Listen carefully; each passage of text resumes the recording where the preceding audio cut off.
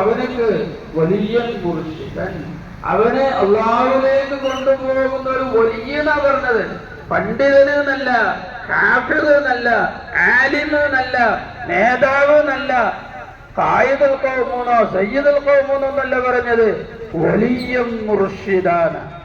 അള്ളാഹുമായി കണക്ഷനുള്ള ആൾക്കാണ് വലിയ എന്ന് പറയാ.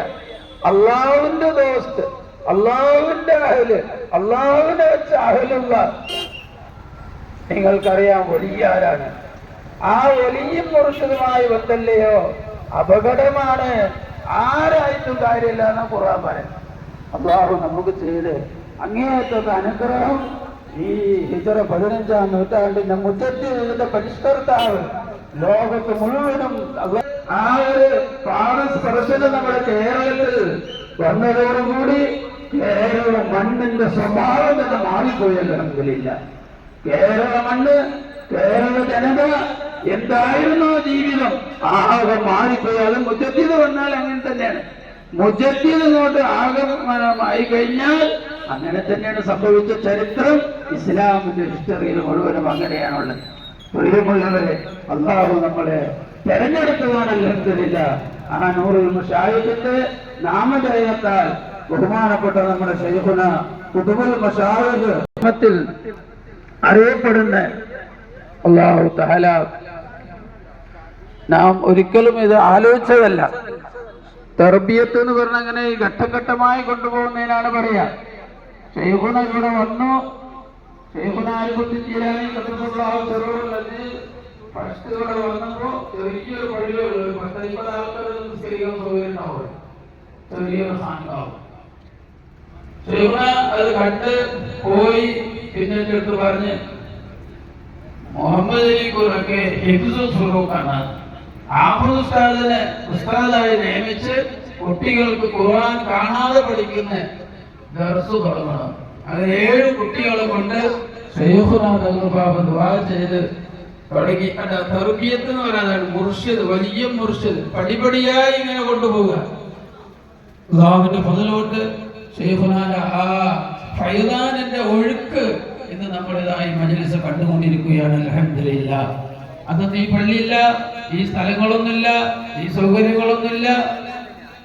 അവർക്ക് അള്ളാഹു കൊടുത്ത ആജ്ഞാശക്തി, ആ ബസീറത്ത്, അകങ്കായിച്ച അള്ളാഹുവിന്റെ ആ അവരുമായുള്ള ആ ബന്ധം, ആ വലിയ മുർഷിദ എന്ന് പറഞ്ഞ ഈ ഇർഷാദ് ചെയ്യണമെങ്കിൽ ഈ വലിയന് മാബഅദ് മാത്രം അറിഞ്ഞാൽ പോരാ, ഹാലിയാത് പറഞ്ഞാൽ പോരാ, കുറച്ച് മാഖബലിന്റെ ഇൽമും അള്ളാഹു അവർക്ക് നൽകും.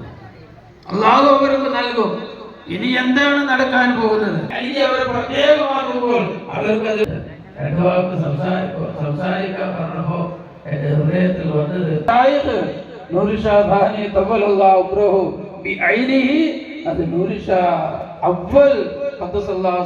അസീസിന്റെ ആ പകർപ്പ് തന്നെയാണ്.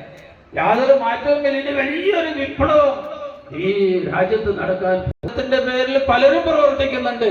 പക്ഷേ വൺ സൈഡ് ആണ്. അതിന്റെ ബാഹ്യവശത്തിലാണ്. അതിൽ സമ്മേളനങ്ങൾ എവിടെ?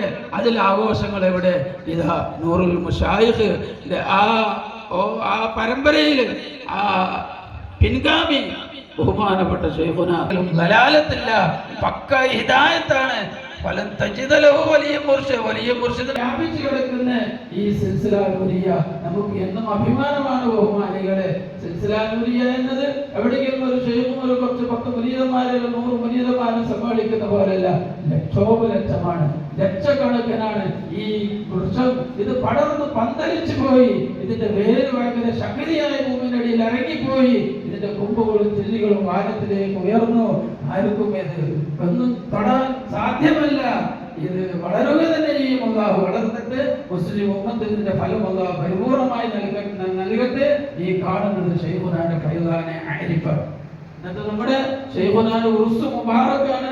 നാളെയാണ് സന്നദ്ധാന സമ്മേളനം.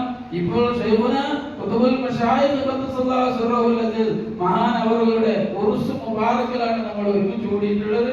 ശൈഖുനാന്റെ വായിൽ നിന്ന് വന്ന ഒരു വാക്കിനെ അല്ലാഹു എത്രത്തോളം ഇസ്സത്തിൽ എത്തിച്ചത് നിങ്ങൾ ചിന്തിച്ചു നോക്കി. 7 കുട്ടികളെ കൊണ്ട് ഹിഫ്ള് തുടങ്ങിയതെന്ന് നാളെ ഇൻഷാ അല്ലാഹ് 120-130